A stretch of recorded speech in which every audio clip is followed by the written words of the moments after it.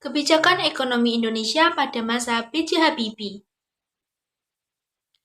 Anggota kelompok: Latifah Nur Aini, Nabila Venusia Nurhaliza, Nadifatur Rahmanisa, Erika Putri Maharani, Hasna Widianti, Vika Trisubakti. Table of Contents. 1. Bagaimana kebijakan ekonomi masa kepemimpinan B.J. Habibie? 2. Apa saja kelebihan dari kebijakan tersebut? 3. Apa saja yang menjadi kekurangan kebijakan yang diterapkan? 4. Bagaimana hasil dari kebijakan yang diterapkan? 5. Apa saja dampak diterapkannya kebijakan-kebijakan tersebut? Kebijakan ekonomi dalam pemerintahan Presiden B.J. Habibie. Kebijakan ekonomi yang dibuat B.J. Habibie yaitu yang pertama, menekankan praktik monopoli. Presiden ketiga Republik Indonesia B.J. Habibie memiliki peran besar dalam perkembangan perekonomian Indonesia, antara lain dengan menekankan praktik monopoli dan tumbuhnya persaingan usaha tidak sehat. Di era kepemimpinan B.J. Habibie, terdapat undang-undang yang mengatur tentang larangan praktik monopoli dan persaingan yang tidak sehat, yaitu pada Undang-Undang Nomor 5 Tahun 1999. Undang-undang ini membuat KPUU berhasil menyelamatkan uang negara dan termasuk menguntungkan masyarakat dari terjadinya proyek asal jadi, sebab dana proyeknya tergerus oleh permainan yang tidak sehat. Yang kedua adalah warisan Habibie Economic. Habibie Economic adalah aliran pemikiran yang penting dan relevan untuk diterapkan saat ini dan juga mendatang. Model konsep alih teknologi seharusnya memang ditempelkan dalam berbagai negosiasi kebijakan investasi, terutama investasi asing. Yang ketiga, membebaskan tahanan politik. Salah satu kebijakan yang diambil Habibie adalah membebaskan tahanan politik guna menghadirkan kebebasan berdemokrasi kepada setiap orang. Langkah tersebut dinilai respon positif oleh pelaku ekonomi pada saat itu karena Presiden Habibie dianggap menghadirkan kepastian hukum bagi setiap warga negara. 4. Membuat tim ekonomi yang bebas intervensi politik.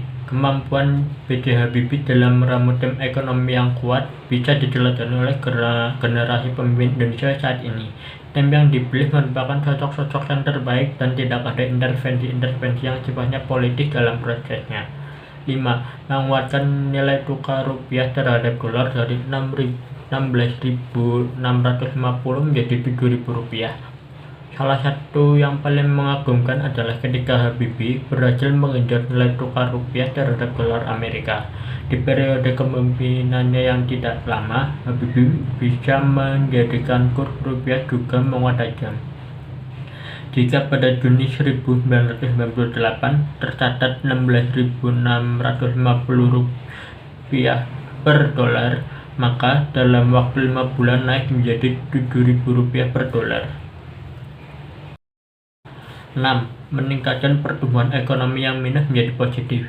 B.J. Habibie yang bukan seorang ekonom pun berhasil membuat Indonesia melewati gelombang krisis yang sangat parah pada tahun 1998. Habibie bisa menciptakan pertumbuhan ekonomi yang tumbuh minus 13,13% pada tahun 1998 bisa berbalik positif tumbuh 0,79% pada 1999. Menyelamatkan 4 bank BUMN yang tenggelam. Habibie juga berhasil menyelamatkan industri perbankan yang hancur diterpa krisis. Berkat perannya, proses merger 4 bank BUMN yang tenggelam akhirnya terrealisasi. 8. Independensi Bank Indonesia. Lama belajar di Jerman membuat Habibie memahami independensi Bank Sentral Jerman yang sangat tinggi. Salah satu tujuan pembentukan independensi Bank Indonesia adalah agar fokus menjaga kondisi moneter domestik, khususnya menjaga kondisi perekonomian pasca krisis Asia 1998. Bank Indonesia juga menjadi bank sentral yang independen melalui Undang-Undang Nomor 23 Tahun 1999 tentang Bank Indonesia. Kelebihan kebijakan ekonomi B.J. Habibie. Kelebihan kebijakan ekonomi pada masa kepemimpinan B.J. Habibie. Nah, pada kepemimpinan B.J. Habibie, kebijakan-kebijakannya memiliki kelebihan antara lain yang pertama, inflasi Indonesia turun yang awalnya 77,6% menjadi 2%, yang artinya turun sangat jauh dari 77,6%. Selanjutnya, kurs rupiah menguat terhadap dolar yang awalnya dari 16,650 ribu rupiah menjadi 7.000 pada bulan November 1999.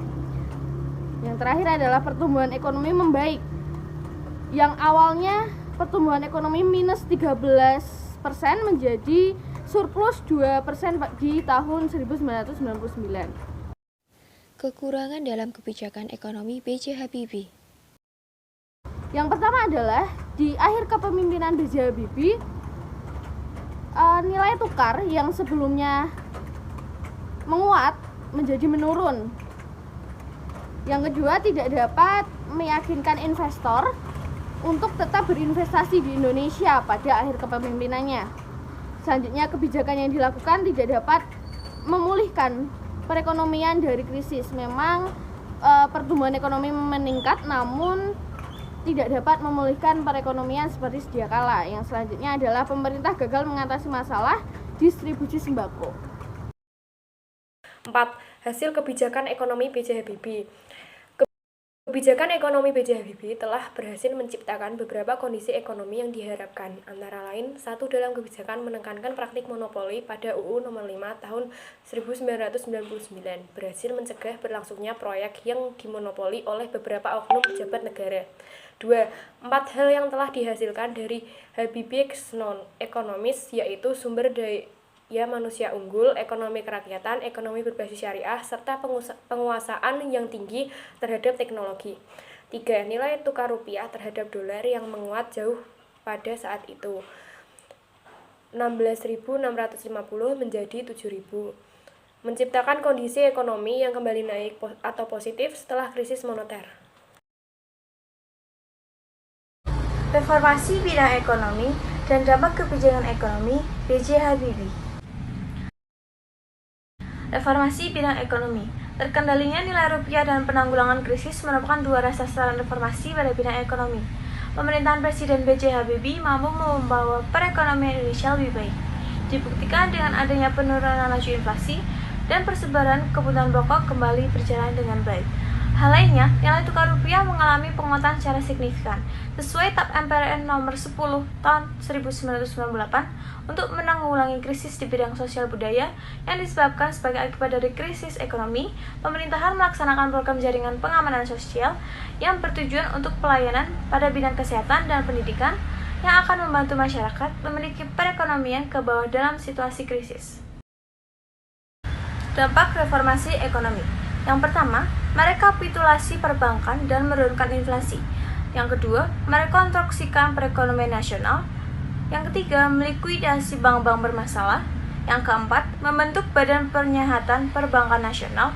Yang kelima, menaikkan nilai tukar rupiah terhadap dolar AS hingga di bawah 10.000. Yang keenam, mengesahkan UU Nomor 5 Tahun 1999 tentang larangan praktik monopoli atau persaingan tidak sehat. Dan yang terakhir, nomor 7, mengesahkan UU Nomor 8 Tahun 1999 tentang perlindungan konsumen.